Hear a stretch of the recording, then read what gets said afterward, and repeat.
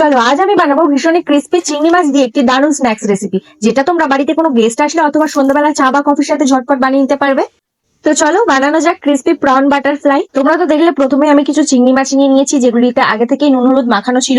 এরপর আমি তার মধ্যে দিয়ে দিলাম পরিমাণ মতো আদা রসুন বাটা, লঙ্কা গুঁড়ো, হলুদ গুঁড়ো, একটু গরম মশলা গুঁড়ো আর একটু জিরে গুঁড়ো। আর নুন যেহেতু আগে থেকেই দেওয়া ছিল তাই জন্য সামান্য একটু নুন দিলাম, একটু লেবুর রস, কর্নফ্লাওয়ার আর একটু সয়া সস, চিলি সস দিয়ে ভালো করে ম্যারিনেট করে রেখে দিলাম কিছুক্ষণের জন্য। এরপর এক একটি আলু স্লাইসের মধ্যে একটি করে চিংড়ি মাছ রেখে একটি কাঠির সাহায্যে এইভাবে গিঁথে দেবো। একে একে আমি সবগুলি বাটারফ্লাই রেডি করে নিয়েছি। এবার গরম তেলে এগুলিকে ক্রিস্পি করে ভেজে তুলে নিলেই রেডি আমাদের ক্রিস্পি প্রন বাটারফ্লাই। রেসিপিটা তোমাদের কেমন লাগলো অবশ্যই জানিও, আর প্লিজ আমার চ্যানেলটাকে সাবস্ক্রাইব করে রাখো পরের ভিডিও দেখার জন্য।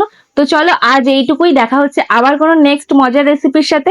ততক্ষণ তোমরা ভালো থেকো, সুস্থ থেকো, আর আমার ভিডিও তোমরা কোথা থেকে দেখছো সেটাও কমেন্ট বক্সে অবশ্যই বলে যেও। তো চলো এখনকার মতো টাটা।